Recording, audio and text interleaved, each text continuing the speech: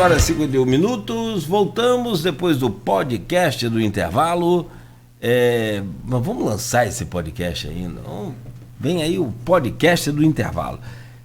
8h51, com o oferecimento de Proteus, Unimed Campos, Laboratório Plínio Bacelar e Vacina Plínio Bacelar. Estamos com o Folha no Ar ao vivo, hoje com o Rodrigo Gonçalves na bancada, recebendo aqui o José Paes Neto. Campos segue com o tempo nublado e muita fumaça ali na Lapa, na curva da Lapa. Botaram fogo ali no lixo de novo. É normal, todo dia tem, né? 8h51. Reta final, Rodrigo, eu peço a você a gentileza de abrir esse bloco então, por favor. Sim, a gente está recebendo aqui o José Paes Neto, que acaba de lançar e vai ter hoje aí mais... na quinta-feira vai ter essa, como você já intitulou aí, uma noite de autógrafo lá no Café Literário do Easy Senza, a partir das 19 horas, né, para o lançamento, vamos dizer assim, oficial, recebendo os amigos lá, né, para prestigiar esse lançamento desse livro. Esse livro que foi construído um pouco também com a experiência do Zé à frente da Procuradoria do município, né, durante a gestão do governo Rafael Diniz, com experiência que ele viveu de demandas que chegavam da área de saúde para ele lá, né, e ele acabou aproveitando um pouco isso, porque às vezes se deparava lá com uma certa dificuldade em resolutividade desses assuntos, e aí ele pegou essa experiência vivida por ele, né, e colocou lá na dissertação de mestrado dele, e depois, por uma sugestão da banca, que gostou do material apresentado por ele e acha que isso deveria ser compartilhado, né, não só com estudantes da área de direito, com outras pessoas que já atuam na área, mas também com gestores públicos, né, principalmente procuradores de municípios que muitas vezes se deparam com essa dificuldade de saber exatamente como atender essas demandas que chegam da área de saúde. Como a gente falou também aqui durante o programa, por óbvio, quando um cidadão ele vai buscar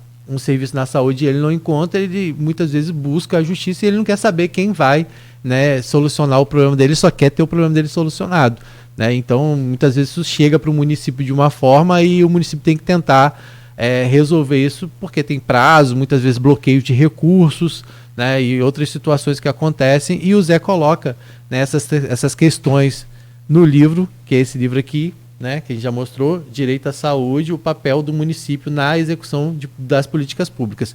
E aí o Zé também faz uma atualização em relação a tudo que a gente viveu na época da Covid-19, né, traz também, né, algumas considerações em relação a isso.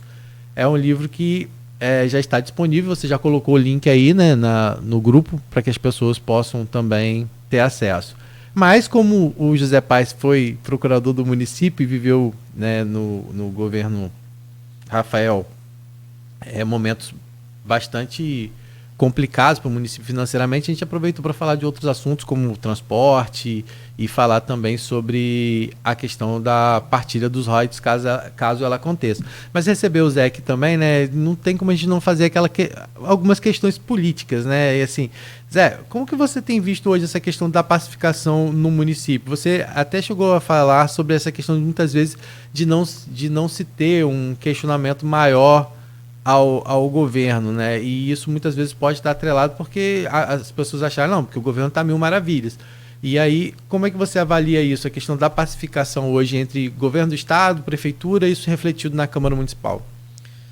Rodrigo, acho que tem pontos positivos, pontos negativos, né? O ponto positivo dessa pacificação é uma integração maior do município com o estado, né?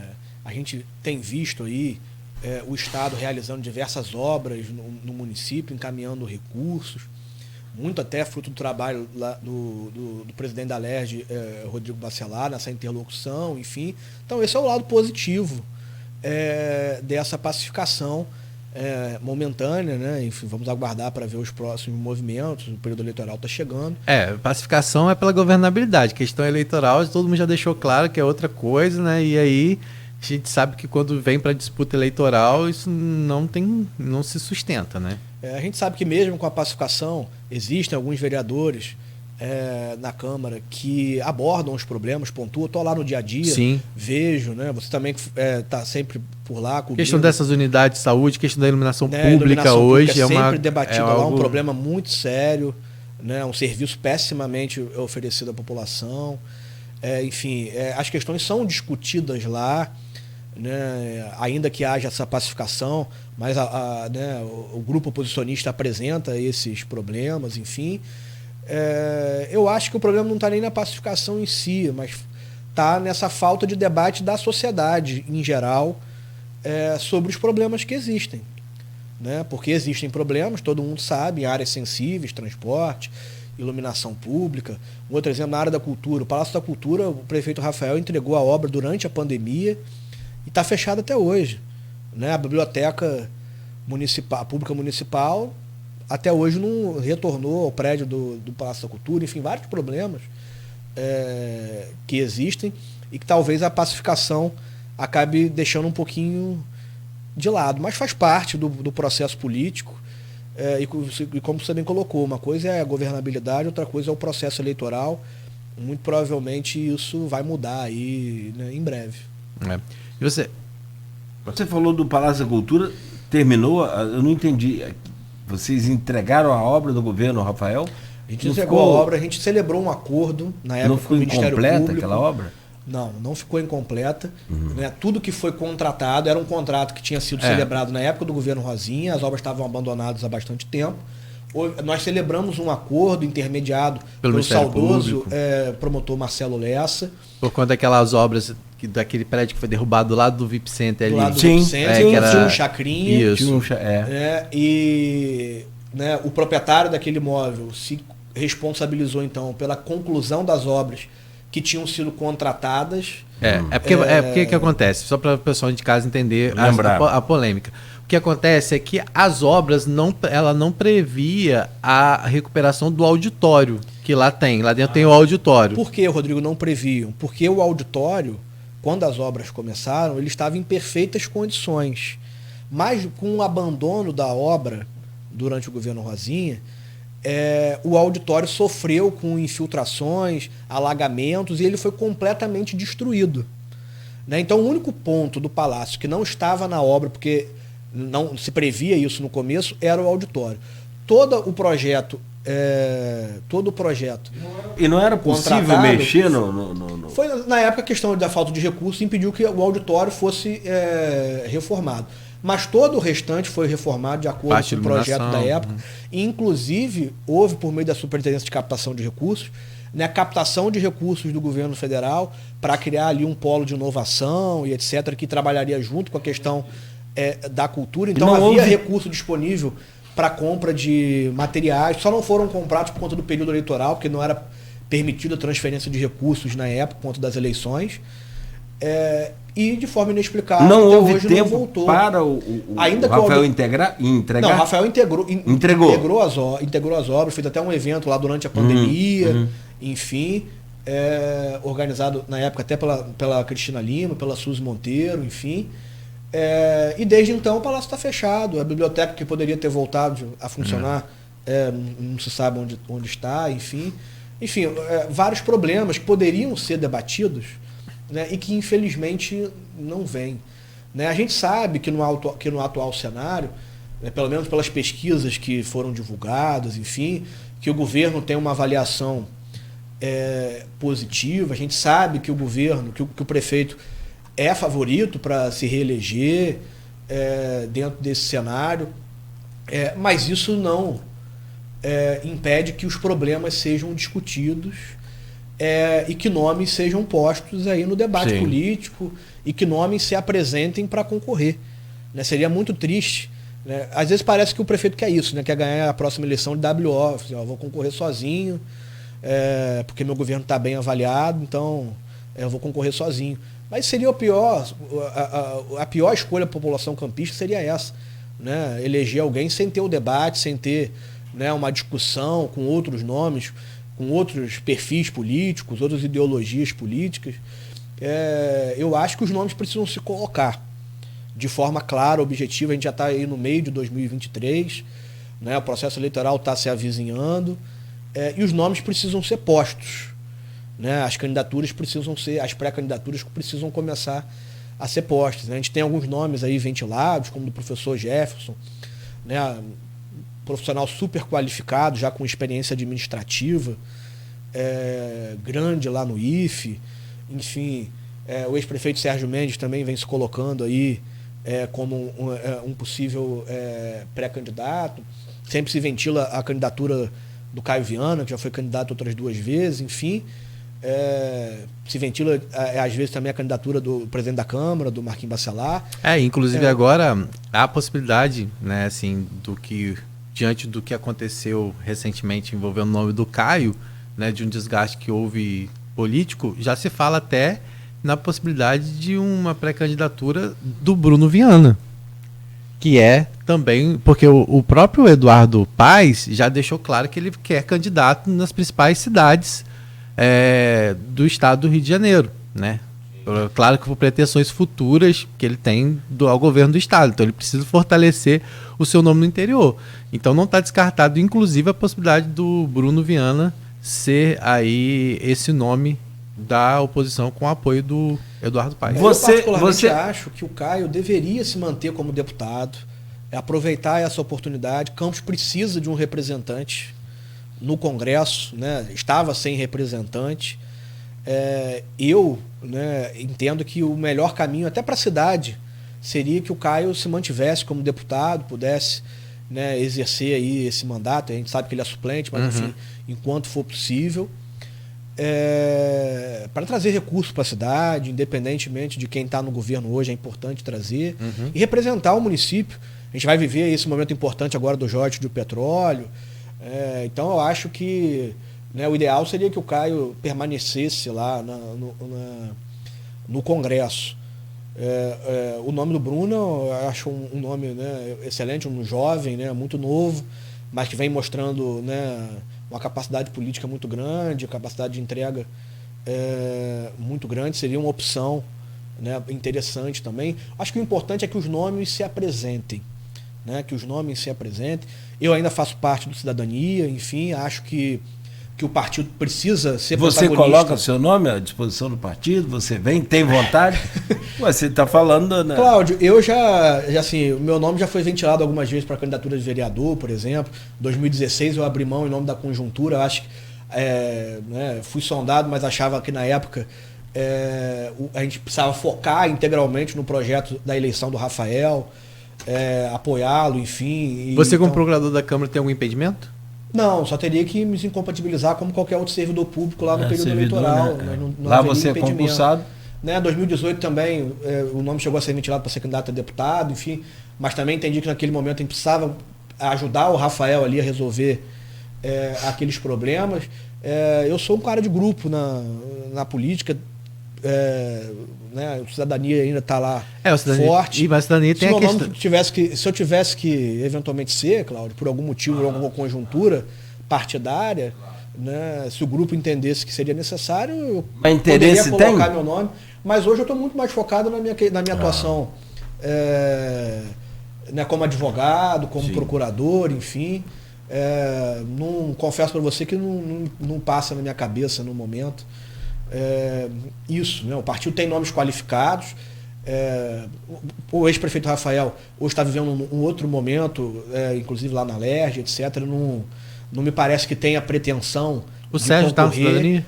O Sérgio Mendes ainda está no partido, é um nome qualificado do partido, mas toda a sua experiência. Mas tem toda essa polêmica também, polêmica não, sim, mas essa questão do Cidadania com o PSDB, que inclusive foi um assunto que a gente até abordou no jornal, que, né, na época que o Orlando Portugal assumiu o PSDB, ele falou, né, que o PSDB iria caminhar, né, depois a gente recebeu as pazes aqui, que deu uma puxada nas redes, assim, mas a gente sabe que existe hoje essa questão do PSDB do Cidadania ter que caminhar com o PSDB. Isso é algo que também vai ter que refletir na hora da formação de nominados, né? Na federalização. Porque o partido, o Cidadania e o PSDB hoje formam uma federação, então nas eleições de 2024 eles vão ter que concorrer como federação, como se um partido único fosse. Isso tem questões que precisam ser resolvidas aqui no âmbito, obviamente, municipal, por conta, né, do Orlando Portugal ter uma relação Com o governo, né? Ele né, tá do governo, enfim, é membro do governo, tem cargo no governo, se não me engano, é presidente do Fundecam. Fundecam. Mas a nomeação dele como presidente foi anterior à entrada da Aspásia. As movimentações políticas vêm acontecendo e não me parece que, né, a atual estrutura de comando do PSDB local se manteria, né, nessa gestão da Aspásia. O Cidadania vai realizar um encontro regional agora, salvo engano, na próxima quinta-feira, lá em Macaé. Para discutir as demandas da região norte fluminense. Obviamente, essa questão da eleição 2024 vai ser abordada, vai ser discutida, enfim. Eu particularmente acho que o Cidadania tem que manter o protagonismo nas eleições, como vem mantendo nas últimas eleições, né? Seja com um candidato próprio, ou seja, apoiando uma outra candidatura, indicando um candidato a vice, enfim. Eu acho que o partido precisa participar, e certamente vai participar desse processo eleitoral de 2024. Mas não tem como ele fazer sozinho, ele vai precisar do... Não, vai ter que fazer de comum acordo com o PSDB. Né? A nominata vai ser uma nominata única, enfim. E eu acho que a gente tem potencial para formar uma boa nominata de vereadores. Né? A gente tem um vereador de mandato, que é o vereador Fred Machado. Em São João da Barra vocês têm o presidente da Câmara, que é Alain. Em São João da Barra, né, o Cidadania também tem... o Alain é o presidente da Câmara. O presidente da Câmara. E tem outros vereadores também, se não me engano, são 3 vereadores que o Cidadania tem. Né? É a maioria, né, lá... Mas vai ter a janela, não vai? Em abril? Não, sim. Até março, né? No mês de março do ano que vem tem a janela, pode haver as alterações. Pode sair, pode. Mas a gente tem tudo para montar uma nominata. Você está contando com o que tem hoje, A gente tem tudo para formar uma nominata forte de vereadores, além do próprio Fred, né? Outros membros do partido que já exerceram cargos, enfim. Infelizmente a gente perdeu agora recentemente. Zé Carlos, né? O vereador Zé Carlos, que fazia parte do partido, uma perda muito grande. Enfim, mas tenho certeza que o Cidadania vai participar. Né? Alguns podem falar em vergonha, né, Rodrigo, como o prefeito, né, quis dar a entender nas suas declarações, mas a gente tem muito orgulho do período que a gente passou, que a gente viveu no governo, das realizações que foram, né, feitas, escola em tempo integral, um projeto que foi descontinuado nesse governo, entrega do Hospital São José, tantas outras questões, várias reformas de unidades escolares, a melhoria do serviço de iluminação pública, que infelizmente agora piorou, enfim. A gente tem muito a debater e eu acho que está na hora de começar efetivamente a fazer esse debate. Só para fechar, já que você fez uma avaliação, e nessa avaliação a gente sempre costuma pedir uma nota. Qual a nota que você dá para o prefeito Vladimir? Para a administração, naturalmente, né? Cláudio, eu vou dar a mesma nota que eu dei na última vez que eu vim aqui, né, que o Aloysio estava até presente. Sim, é de autoria dele esse quadro aí. Esse quadro das notas, né? Claro. Eu permaneço com a minha nota 6 que eu dei na entrevista passada. Né? Tá passando de ano, assim, deixa o prefeito passar de ano, mas eu acho que tem muita coisa para melhorar, muitas áreas, que com o recurso que se tem hoje, a gente poderia ter um resultado, né, muito mais expressivo, tanto na educação, na cultura, no meio ambiente. A gente, mesmo com todos esses recursos aí, a área lá do Parque Público Municipal está até hoje abandonada, né? Isso com um projeto pronto que foi fornecido gratuitamente pelo próprio Isicenza, né? Pelo curso de arquitetura. Enfim, a gente tem muitas coisas para melhorar. Então eu dou 6 a ele passa de ano, mas, né, precisa avançar em muitas outras áreas. Muitos outros convidados nossos sempre projetam aqui um primeiro turno, um segundo turno. A maioria, eu acho que até hoje, eu vou arriscar aqui sem levantamento de informação precisa, sempre fala em primeiro turno, a definição do favoritismo até do Vladimir. Você acha que a eleição em Campos define no primeiro turno há 1 ano e 5 meses aí de acontecer? Claro, tem muita coisa para acontecer ainda, até o período eleitoral. A gente tem essa questão aí da venda, da partilha do Jorge, que pode influenciar no governo. A gente precisa lembrar que a família Garotinho em geral, o Vladimir menos, enfim, do que o pai, mas a família Garotinho em geral tem uma rejeição grande, né, de uma parcela da população, né, que ainda que eventualmente o governo seja bem avaliado, não votaria na família Garotinho, né, pelo histórico da família. Eu acho que hoje, né, a eleição em primeiro turno seria uma hipótese, né, mais clara, mas a partir do momento que o debate começar a ser feito, que as candidaturas começarem a se colocar, eu acho que esse cenário pode se modificar, e eu espero que haja um segundo turno para que haja sempre um debate mais aprofundado sobre os problemas da cidade. Perfeito. Olha, são 9h11, avançamos aqui, mas justificado o avanço do horário. José Paes Neto, sempre bom te receber aqui. Lá na internet, depois lá no grupo de WhatsApp, você dá um aluno privado que ele pediu, lá o William Passo. Já coloquei lá, inclusive. Já colocou lá também, não já? E eu quero que você reforce o convite, né, para que as pessoas possam aí prestigiar o lançamento. Tanto quem não puder ir aqui, se estiver pelo Rio em agosto também, né? Não é isso? Isso, né? Eu quero agradecer a você, Cláudio, Rodrigo, Aloysio, pelo convite para participar mais uma vez. Sempre uma grande oportunidade, né, uma felicidade estar falando com o ouvinte da Folha FM. Reforçar o convite para, né, participar da noite de lançamento do livro, na próxima quinta-feira, dia 15, às 19 horas, lá no Café Literário do Easy Senza, ali na Rua Voluntários da Pátria. Vai ser um prazer receber a todos, né, a entrada liberada ao público em geral, né, e aqueles que eventualmente não estejam em Campos, né, tem um rol de amizade muito grande também no Rio, pelo período que vivi lá, né, que possam comparecer também no dia 3 de agosto, na Livraria da Travessa do Leblon, para a gente participar dessa noite de lançamento também. Tá bom, meu caro José Paes Neto. Sábado, então, encontro marcado lá na Rua do Gás, hein? Com o Americano em Araruama, 3 da tarde, nessa disparada do Americano aí rumo à primeira divisão. Saudações alvinegras. Saudações. Mas você é botafoguense, não, né? Não, eu sou vascaíno. A gente não está num momento muito agradável, não, mas... Podia ter deixado essa parte. O Vasco já é conhecido pelo seu time da virada, a gente vai virar. virar isso aí. Vai virar para a Série B. Deixa de ser uma virada, né? Rodrigo é flamenguista, cara. Ai, que... O Beto também é flamenguista. Pô, Zé, foi mal, Zé. Podia ter parado no Americano, desculpa. Mas a culpa não é minha, a culpa é do Vasco também. Ô, meu pai. Meu caro Rodrigo, então, bom dia para você. Obrigado por hoje. Amanhã você já anunciou.